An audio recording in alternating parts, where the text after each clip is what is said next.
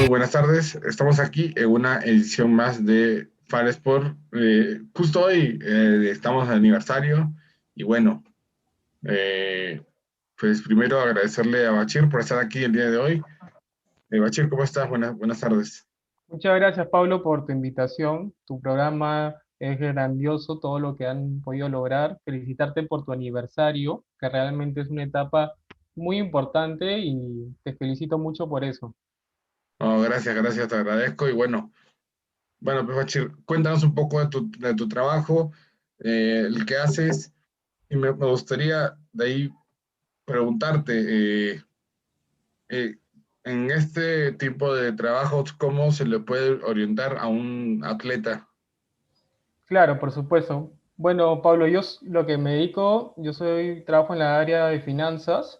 em, Aparte de eso, soy coach y mentor internacional. Entonces, básicamente, estudiamos lo que es el comportamiento humano, damos algún tipo de consejos a las personas, dependiendo del tipo de mentor. Y, por ejemplo, en un deportista, por supuesto, el coaching de por sí ayuda a que las personas conozcan sus fortalezas, conozcan sus debilidades, se encuentren con uno mismo, ¿no? Entonces, es como un refrán que se dice que uno no puede ver lo que está en su espalda. Entonces, el coach justamente hace que tú veas lo que tienes en la espalda y a partir de ello plantear eh, objetivos en el futuro, ¿no? Entonces los deportistas, por naturaleza, necesitan estar planteándose objetivos semana a semana, mes a mes, y eso los impulsa a tener un complemento muy poderoso, ¿no? Sin duda, creo que este, o sea, el deportista se implementa, ¿no? ¿Cómo decir? Ese eh, rendimiento, todo esto se va como objetivos que se ponen, ¿no? O sea, es enfocarse realmente en lo que quieren. Por supuesto, también está el hecho de escuchar, ¿no? Al deportista, porque muchas veces el deportista viene eh, con un conjunto de pensamientos, con creencias, con una vida hecha, ¿no? Entonces, por ejemplo, si vivió una mala experiencia, si por ejemplo terminó con su enamorada, va a llegar desmotivado, ¿no? A la cancha. Entonces, justamente ahí el coach es donde descubre ese problema que está afectando en su rendimiento y ayuda a que vea la vida de una manera distinta, porque te hace, digamos, ver eso, entonces ya se afronta la vida de una mejor manera, ¿no? Claro, o sea, por ejemplo, ¿no? Hay muchos, por poner un caso, hay muchos futbolistas en la actualidad, como tú bien mencionas, que cuando se sienten presionados o por algún tema extrafutbolístico, eh, siempre como que se bajan un poco, ¿no? O cuando hay mucha presión, igual manera como que no le salen las cosas como en el juego, ¿no? Pero lo que nosotros, por ejemplo, hemos visto mucho acá por ejemplo, en varias disciplinas, es que siempre cuentan con un área de psicología, de neurología para el jugador. Definitivamente, ¿no? El hecho de sentirse escuchado, el hecho de descargar los problemas, porque afecta mucho en la vida diaria, ¿no? En cualquier tipo de circunstancia, sea deportiva o profesional, eh, hay que tener siempre en cuenta no solamente el hecho de ver tu vida como es, sino también un profesional que te pueda darte cuenta de algunas cosas que tal vez uno no se da cuenta, ¿no? Y por otro lado, por ejemplo, en el mentoring es otro aspecto que es muy importante, que hoy en día el mentoring está tomando mucha acogida en el mundo y básicamente trata de, por ejemplo, alguien que vivió lo mismo que tú en una circunstancia dada y que le da un consejo al profesional, ¿no? Entonces, por ejemplo, si hablamos de fútbol y es una persona que ha estado en un equipo de fútbol grande, que ha vivido lo que ha tenido que vivir, el otro futbolista, y por ejemplo sabe lo que es una derrota, va a poder brindar un consejo dentro de su experiencia, ¿no? Entonces el mentor en esa parte va a poder nutrir la información y dar una información que le dé resultados porque él estuvo en la misma circunstancia, también fue futbolista y aparte también vivió un sentimiento de frustración muy fuerte como pudo haber sido una derrota en un torneo, por ejemplo, ¿no? Claro, bueno, acá también, digamos, le pasa a Santino. Santino también nos acompaña desde Lima, Perú. Él está allá en Lima. Así que bueno, Santino, muchas gracias por estar aquí. Buenos días, Santino. ¿Qué tal, Pablo? ¿Cómo estás, Bashir? Es un gusto saludarte y que estés con nosotros aquí en el programa de Infare Sport. Un gusto, un gusto. Un gusto es mío. Pablo, Sí, bueno, estábamos acá justamente hablando de los miedos, de los temores, un poco de la frustración del futbolista o de otros deportes, ¿no? Que siempre hay frustración o temor. Y justo Bachir nos explicaba un poco de cómo se debe manejar en este ambiente deportivo. Bachir, perdón, Santino, adelante. gracias, Pablo. Bashir, uno de los miedos de repente que tiene todo futbolista o deportista en sí es el miedo a la derrota, muchas veces, ¿no? ¿Y cómo trabajar con eso? ¿Cómo trabajar y hacerle entender de repente al deportista que va a haber momentos que va a ganar, momentos que va a perder? ¿Cómo trabajar con eso? Bueno, lo primero es saber qué creencias tiene el futbolista a través de lo que significa una derrota, ¿no? Porque si bien es cierto, el ser humano a través de su vida acumula creencias. Las creencias son básicamente, eh, por ejemplo, a una persona, por ejemplo, le fue mal con las mujeres, por ejemplo, ¿no? Entonces considera que todas las mujeres, digamos, son malas, generaliza, ¿no? Entonces eso se convierte en una creencia. Entonces, por ejemplo, en el ámbito deportivo, por ejemplo, el deportista, cuando fue niño, tal vez, cuando se equivocaba en algo, perdía en algo, el papá de alguna forma le decía, pero ¿por qué eres así? Que eres un bruto, cosas, insultos, ¿no? Entonces, esos sentimientos crean una creencia. Entonces dicen, si yo pierdo, me convierto en un así, un asap, porque a mí me dijeron eso toda mi vida, o lo entendí así por mi papá y nunca lo cambié, ¿no?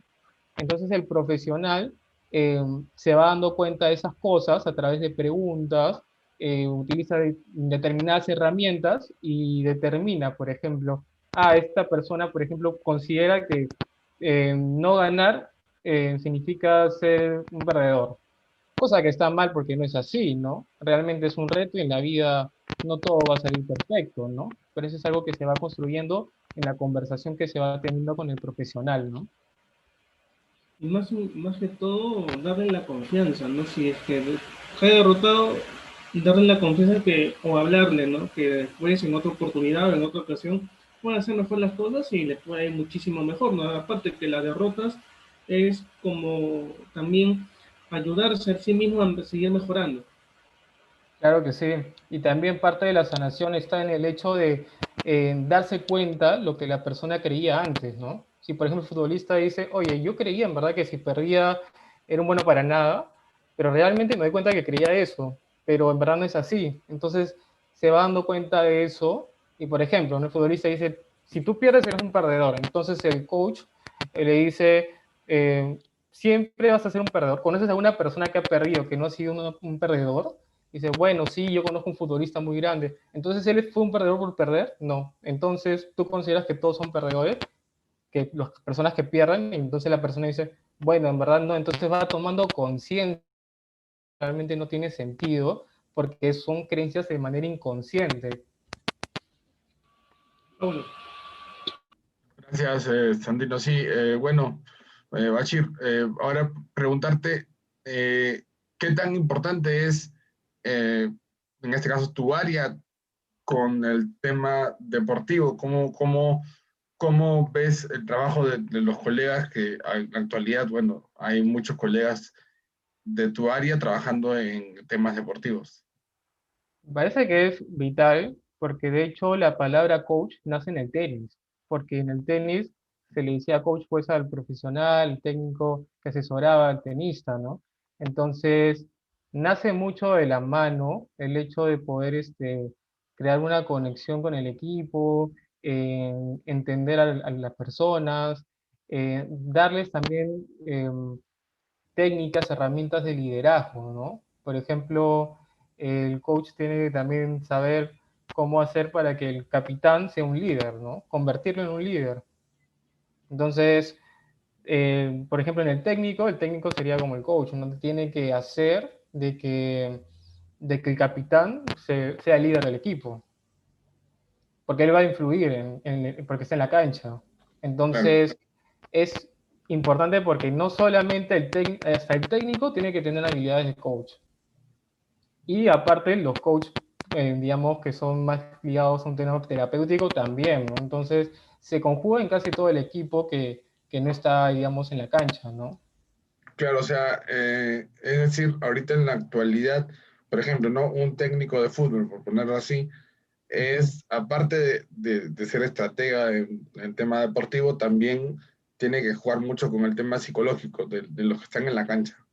Por supuesto, porque influye absolutamente cada palabra que dice, afecta en las personas y afecta en el resultado del partido, ¿no? Por supuesto, Santino. Gracias, Pablo. Hola, Bashir. El trabajo del coach no solamente es darle algunas palabras de aliento, sino también, quizás como dice Pablo, ¿no?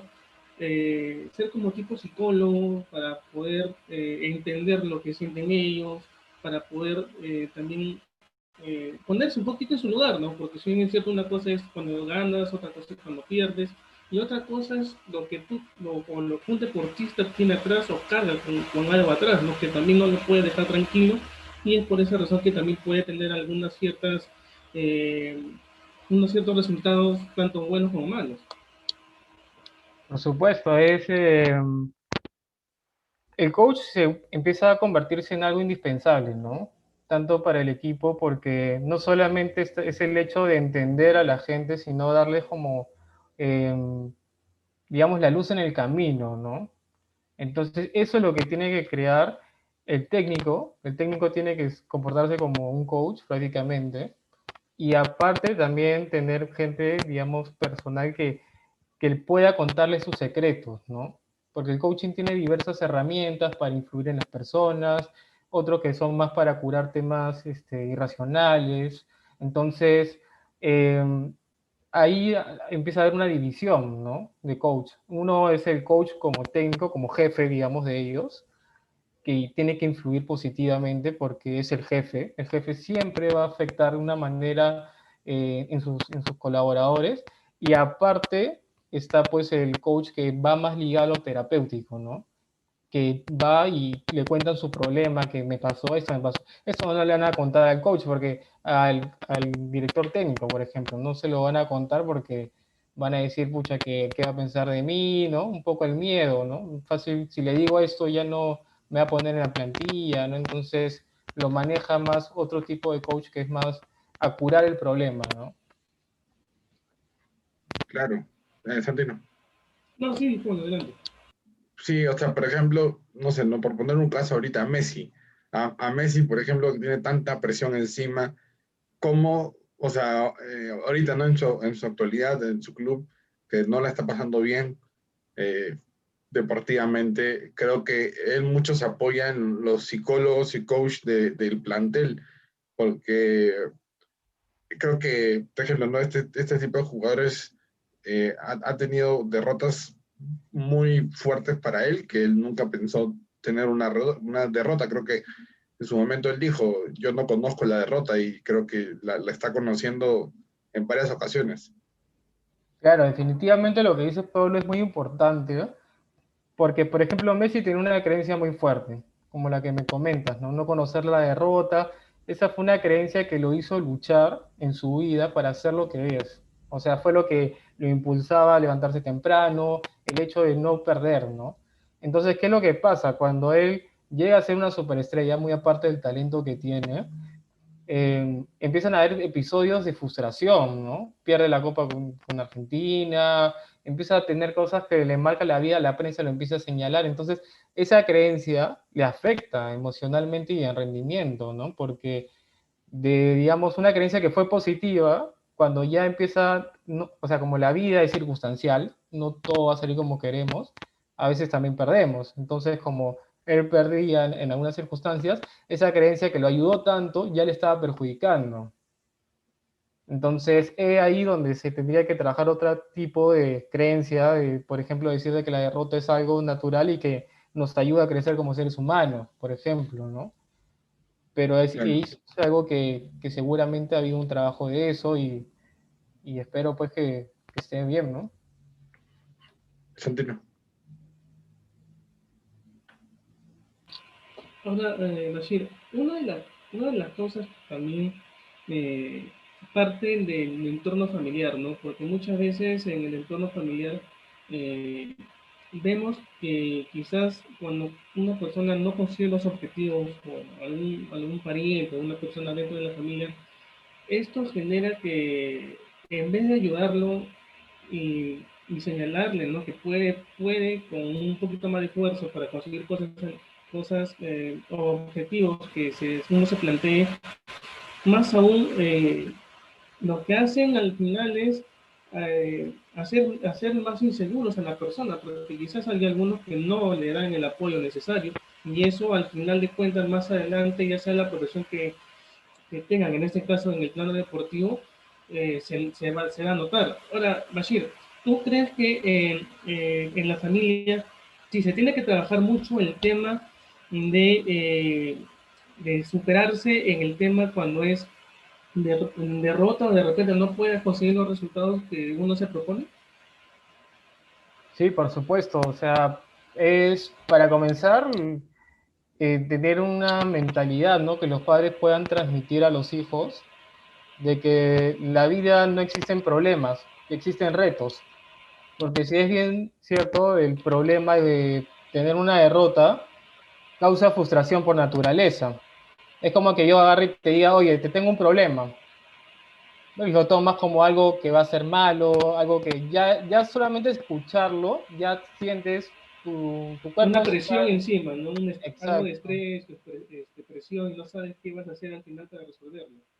Exactamente. Y a cambio, si te digo, oye, te tengo un reto, Santino, tengo un reto y lo, lo, lo, lo respondes con valor, no con temor. En cambio, el problema lo tomas con temor. Entonces, ¿qué es lo que pasa? O sea, de alguna forma, cuando uno es pequeño, muchas veces los papás por querer criar bien, nos meten muchos temores. Entonces, no, que si pierdes es un problemón y vas a ser una persona frustrada.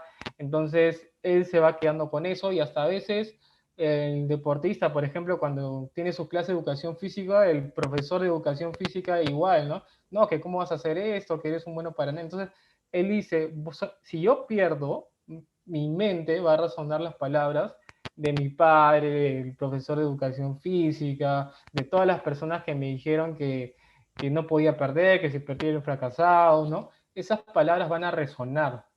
Entonces, justamente, cuando le pasa una circunstancia mala, por así decirlo, que no existen circunstancias malas, pero es, digamos, una derrota, la persona automáticamente aparecen las palabras del papá, de educación física y automáticamente siente pues todo ese sentimiento de tristeza, de temor y le es más complicado ganar, ¿no? Por eso es que a veces cuando hay partidos, por ejemplo, de fútbol, que meten 1-0, 2-0, ya la gente, bueno, ahí depende mucho de la mentalidad, ahí, por ejemplo, que haya puesto el técnico y cómo también haya trabajado los especialistas, porque si no tienen un buen trabajo mental, 2-0 ya automáticamente todos están en sintonía de pérdida, ¿no? Por ejemplo, justo lo que tú mencionas, Bashir, justamente te quería hacer esta consulta. En estos partidos de eliminatorias, por ejemplo, que ya pasó el año pasado, ¿no? Con la selección peruana, hemos visto a una selección peruana que no se igualaba a la selección de los años anteriores, de los amistosos antes del Mundial y post-Mundial. ¿Qué cosa crees que ha podido pasar en los jugadores en sí? ¿Les ha afectado por una parte el tema de la para por la pandemia o no? De repente ya no han estado tan seguros en la selección como anteriormente han podido estar. Mira, yo lo que considero, mucho que pudo haber pasado es, si bien es cierto, ellos tenían un sueño, ¿no? Que era llegar al Mundial.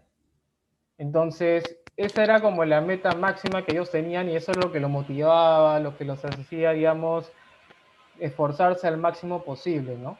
Ahora, no digo de que no tengan ahorita esa meta, o sea, seguramente sí se esfuerzan bastante y hacen lo que pueden, por así decirlo, pero esa motivación tan grande de llegar al Mundial era una meta que lo tenían trazado cada futbolista de ahí y cada futbolista de ahí sabía que si lograba esa meta, se iba a sentir orgulloso de sí mismo y iba a lograr muchas cosas. Entonces, esa meta fue lo que lo hizo en conjunto jugar muy bien. Ahora, el problema es cómo se han trazado las metas después de eso, ¿no? Quizás la meta no ha sido tan valiosa. Quizás para ellos ya, bueno, ya ganamos, pero ya no es tan importante, ¿no? Eso depende mucho de la mentalidad y también lo que haya transmitido el técnico, ¿no? Pero el sueño, la meta, era lo que los impulsaba, ¿no? A jugar tan bien porque nunca habían llegado al Mundial, ¿no? Ahora es diferente porque ya llegaron al Mundial. Claro, como tú lo dices, ¿no? Ahora ya llegaron al mundial, de repente llegan las ganas de seguir jugando para quizás clasificar a otro mundial, ya no son los mismos, de repente también el entrenador ya se ha gastado muchísimo justamente en este tema, ¿no? De tener el peso que Perú no iba a un mundial luego de 36 años, ya se logró, pero ahora ya, quien digamos, quiere descansar un poco, puede ser también eso, ¿no? Que ya no tengan los mismos ideales que tenían anteriormente. Exactamente, el problema a veces es que caemos en el conformismo. Es como que tú tengas una meta, tu meta, por ejemplo, sea comprarte un auto deportivo que quieres. Entonces, una vez lo llegas, ya bajan los motores en el trabajo, ya no eres igual. Y no es la idea, ¿no? La idea es que constantemente nos estemos trazando metas. Porque si no nos trazamos metas constantemente, no tiene sentido vivir. O sea, no tiene el ser humano sin metas no puede vivir. O sea, la gente que está deprimida en su casa, que muchas veces la causa de depresión generalmente es la falta de metas, de objetivos, de sueños, ¿no? Eso causa más que nada la tristeza. Muchas personas dicen, por ejemplo, no, que no tengo ganas de hacer nada, que mi vida es así. Es porque no tienes sueños. Si tuvieras un sueño, estarías motivado y cambiaría tu vida, cambiaría la energía, cambiaría tu positivismo, cambiaría tu rendimiento y cambiaría tus resultados, por lo tanto, ¿no? Así es. Pablo, Sí, bueno, Bachir, pues nada, agradecerte por estar aquí. La verdad que la pasamos genial conversando un poco de todo estos temas de esta rama que hoy en día conlleva mucho el tema deportivo. Entonces, sin duda, creo que ayuda mucho a varios atletas en general esto, ¿no? Entonces, bueno, te agradecemos por estar aquí, Bachir. ¿Gustaría que mandes algún mensaje para todos los que nos están viendo? Bueno, agradecerles ante todo, muchas gracias, felicitarte por tu programa, por toda la gran acogida que está teniendo y bueno, saben que esto es como la vida, ¿no? El deporte al final es como la vida, hay que afrontarla con valor, hay que trazarnos metas, como recapitulando algunas cosas que se dijeron, y hay que trabajar nuestras creencias también. ¿Qué es lo que nos dijeron nuestros papás que ahorita está en mí, ¿no? Y que no necesariamente sea cierto, ¿no? Entonces, trabajemos en nosotros mismos y lo apliquémoslo y muchas gracias a todos. Un abrazo. Santino. no, Bashir, muchísimas gracias a ti por estar aquí con nosotros, darte un tiempo para poder hablar, ¿no? De este tema que es un tema importante, no solamente en sí por el tema deportivo, ¿no? Sino en plano general. Creo que esto sirve muchísimo, tanto en lo deportivo como en la vida cotidiana, y es algo que hay que tener en cuenta y hay que poderlo hacer para que nos vaya bien de aquí en adelante a todos, ¿no? Por supuesto. Por supuesto que sí, Bachir. Bueno, agradecerte. Y bueno, pues vamos a venir con más programación y el día de mañana, a partir de las 7 de la noche de México, vamos a estar hablando con tres deportistas de la disciplina de MMA para su evento del 6 de febrero. Igual del profesor Cristian Goulet, que es el presidente de esta asociación de allá de Mérida, Yucatán. Así que estaremos con él el día de mañana a 7 de la noche. Y bueno, pues muchas gracias, Bachir, nuevamente, y acá volvemos con más programación. Muchas gracias.